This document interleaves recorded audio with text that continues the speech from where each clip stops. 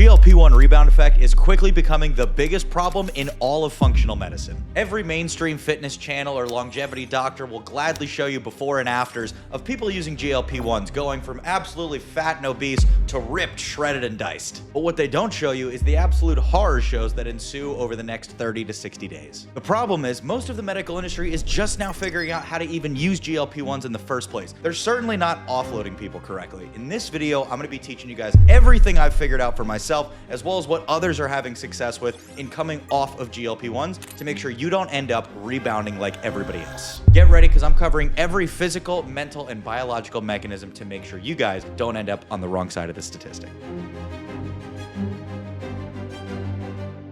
Before we get started, it's important to note that I'm not a doctor, and this is certainly not to be considered medical advice. And if you're going to follow through with any of the protocols we talk about in today's video, make sure you're only doing so under the direct supervision of a licensed medical professional who specializes in this field. Now, let's get into it. When people achieve their dream physique on Retatrutide or some other GLP-1, they think the battle is over. People get insane results, getting all the way down to single-digit body fat. Most of them have probably never experienced that before. So they put down the pen and they start to celebrate. Now we're starting to see a pattern where within 2 weeks, something really dark starts to take over their body once again. It's an insatiable hunger that's now coming back with a vengeance after being suppressed for months on end. Retatrutide wasn't just shrinking our fat cells the whole time. What it was also doing is babysitting our brain for long periods of time. While we're on the compound, it's mechanically blocking the receptor in our brain that initiates our worst habits. Those of you who have been on it, did you ever notice all of a sudden you didn't really crave sweets anymore? And not just sweets, maybe you didn't even crave alcohol, you didn't crave smoking anymore, gambling, or even sex. That's because Retatrutide doesn't just turn off your desire for food, it turns off your desire for everything dopamine stimulating, which when you put it that way, sounds a little bit scary. I made this mistake for myself when I first tried Reta a little over a year ago, and I see it happening all too often today, where people just stop cold turkey. Now, that chemical shield that's been guarding your good decision making over the last couple months is gone. The brain experiences a massive dopamine deficit, and if you don't know how to counteract this properly, you end up going down a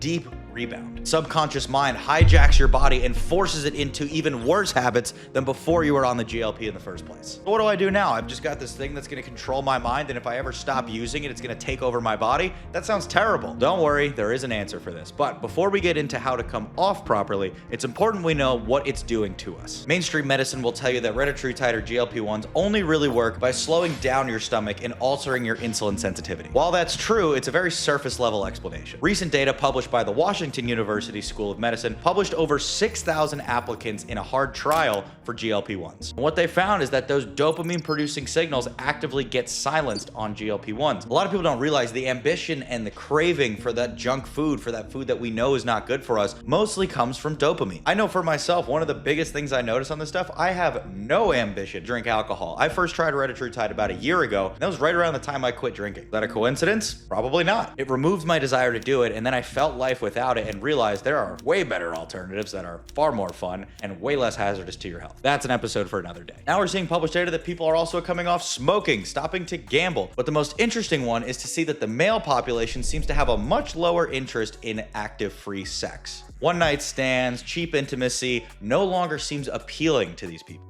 I can certainly say that that was something I felt for myself as well. Not to say that I was running all over town, but as someone with testosterone over 1,000, you can imagine that desire is usually prevalent in my life, but it became very tapered off as I began the Reta. Think of the brain's reward system like a high-end casino. Every time you take a drink, smoke a cigarette, do drugs, have frivolous sex, whatever it's gonna be, it's like you're hitting the jackpot in your brain's dopamine system. The flashing lights are going off, winner, winner, winner, and you feel on top of the world. These jackpots, these big wins, create a craving to keep playing the game because it felt so good when you won. It felt so good when you drank, when you smoked, whatever. When we introduce Retatrutide, it's like we gray out all the flashing lights and turn off all the sounds. We still feel the effects of those things when we do them. It just doesn't feel so good, and we don't leave it craving wanting to do it more. Now here's the catch. That gray was masking those desires for us. It wasn't getting rid of them, it was just making it so we didn't feel them in the moment. So when we remove that gray for the first time, all of a sudden these things feel better than ever every time we do them. What makes the difference between a good protocol protocol and a bad one is how we finish it, how we remove the gray. Do we just stop it all at once?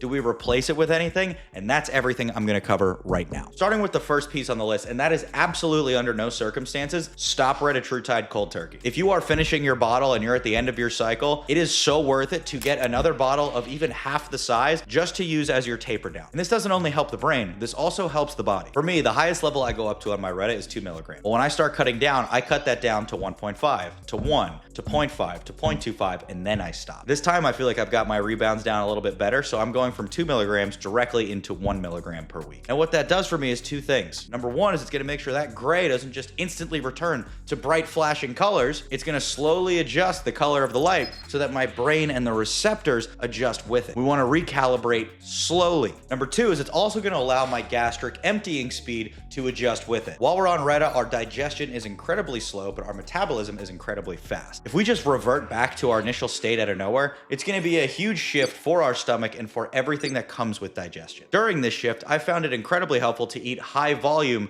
lower calorie dense food. Here's what I mean by that. If you can flood your stomach with more food without exceeding that calorie maximum, you can feel that same feeling of satiation without having to feel the discomfort of changing so quickly. High fiber foods, vegetables are great substitutes in this period because it just makes you feel full, but you also feel like you're eating a lot. I'll also go online and get these like 10 calorie noodles. There's probably something in them that's not great, but it does serve a purpose when I'm in this transitionary period. We don't want to do this forever. Honestly, I'm not even a huge fan of vegetables in the United States because I believe all of them are sprayed with crap. Again, episode for another day. But they are helpful in that short-term period where I just need to fill my stomach up to feel full until my body adjusts to not being full all the time. This theory was put to the test and proven by the American Journal of Clinical Nutrition. Something I do that works really well for me that I've put a lot of people onto, and if you follow my page, you know I do this. I eat 2 pounds of ground beef every single day. I've been doing this going on 4 years now. There is nothing more satiating for the amount of calories that I get from it than anything else. The only thing I think that beats it is ultra lean fish and ground turkey. I get 96% lean ground beef. To me, it tastes amazing. Some people say they don't like the taste. I don't like ultra fatty foods. Works in my benefit. The whole packet is like 560 calories and it's got just short of 100 grams of protein. I could eat 2 of those a day with a protein shake and I'll be at my protein goal for less than 1,500 calories. When it comes to the rest of my food, I need to make sure I'm filling it in with the proper things that are going to help me feel full so I don't end up going another 2,000 calories for the rest of the day. All right, just to recap what we've got down so far. Step 1 is taper down our dose. I would do this for anywhere from 4 to 8 weeks after you're done and once you've hit your desired weight. Trust me, the taper down, you're not going to continue to lose this crazy amount of weight because you're dropping the dose. As long as your calories are staying the same, but you drop the dose, you shouldn't see any more excessive weight loss. If that is a concern for you, you can bump up the calories a little bit, but I wouldn't go overboard. Which leads me into step 2, which is to make sure that your diet is proportionally appropriate for this transition. Okay, that's the easy part. Now we move into the part that everybody is missing and will be the single biggest determining factor for if you want to keep your results after the Retatrutide and even continue to see improvements. Unfortunately for some people, even if they do that first part right, they still might get a rebound because their internal mechanism has been changed so much. This is the metabolic crash. If you ran a GLP-1 protocol the way traditional medicine shows you to do it, which is just blast the GLP-1, don't worry about your hormones, don't worry about your IGF, don't eat more calories, just do it to lose as much weight as fast as possible. Unfortunately, you've probably destroyed your metabolism. Just like a lot of things in the medical industry, I believe this is done on purpose because if you destroy your metabolism, what's the only way you're going to be able to lose weight in the future? Getting back on the GLP-1. Have no fear, I have a solution for this too. We're going to replace the lost glucagon driver with MOTS-C. MOTS-C is a mitochondrial-derived peptide, and if you've seen this page, you know I'm a huge advocate for it. But here's why it applies directly to people coming off things like RETA. One of the biggest advantages we see in Retatrutide is its ability to affect our insulin sensitivity.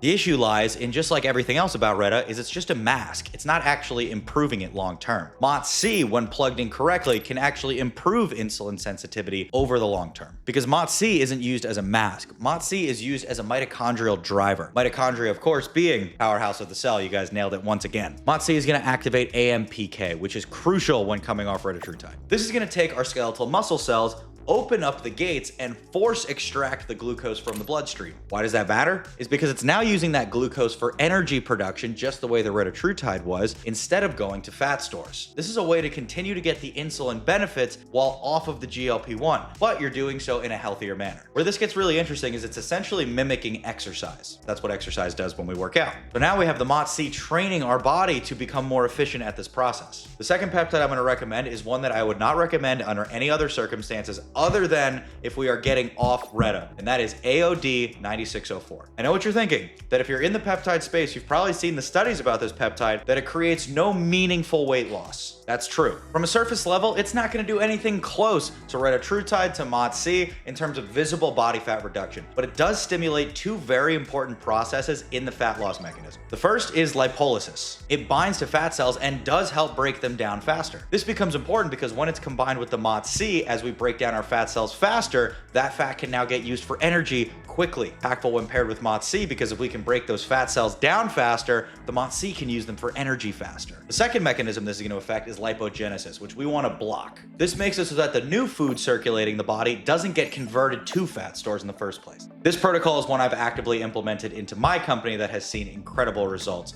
I learned about it myself from the Journal of Endocrinology and Metabolism and data compiled from experiments they were running with AOD. The findings behind this combination were actually published by the Journal of Endocrinology and Metabolism, and I've been really thankful to find this for myself, and we're now implementing it into my company, Overtime Men's Health. I always stress the importance of, if you guys are going to go through with these type of protocols, that you make sure you're only doing so under specialists in this field. Whether that's my company, whether that's somebody else, honestly is not really the point of why I make these videos. I put this out because I believe everybody should have access to this, but it is important that if you're going to follow these protocols, you do it with a company that has some sort of idea what they're doing, because I cannot tell you how many horror stories we see on a daily basis, and I think that should be at the forefront of any decision you make before you start any protocol, is who you're doing it with. Because if you're just getting this stuff from China, or you're just listening to some guy off the internet kind of like me, but who's not going through actual medical protocols, you're risking your own life. That's my piece. You guys are free to do whatever you want. On with the video into supplementation to have a cleaner exit from Retatrutide. Something that I have loved taking for myself is EGCG, which is green tea extract, but in a different form. This becomes incredibly effective at preserving our baseline metabolism, especially reducing fat accumulation around the liver, which is where most people have issues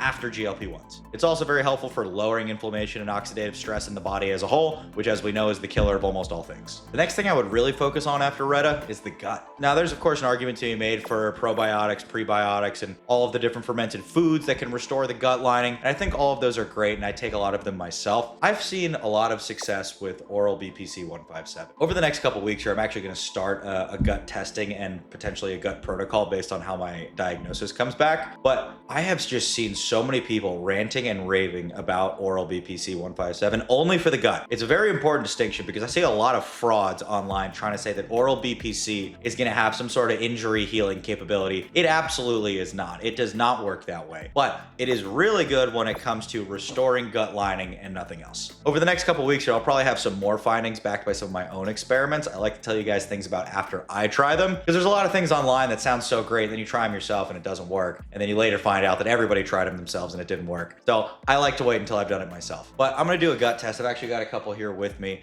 and once I get the results from that, I'm going to assess whether or not I'm going to need a gut protocol. The answer is probably yes, because pretty much everybody's gut is messed up, and if you need a way to understand if your gut is messed up or not, you can look at the description in this video. I'll link exactly where I get this stuff from, because I think this is probably one of the most overlooked areas for most people, which is why I'm doing it now. These higher level diagnostics are where I want to go on my medical journey, and where I think the medical industry should go as a whole, is people need to get a better understanding of exactly what's going on in their body, and their primary care or their regular doctor, or pretty much any, is not going to look at these more important things like the gut microbiome, like the mitochondria, like certain biomarkers that are only applicable to regenerative and longevity medicine, stuff that the insurance companies' pills don't cover. All right, I'm going to go down a rabbit hole I don't want to go down. Let's move on. The phase that ties it all together is lifestyle adjustment and side effect tracking. Coming off of GLP-1s, you cannot afford to become sedentary. Your metabolism is already changing enough on its own. Decreasing your physical activity is the last thing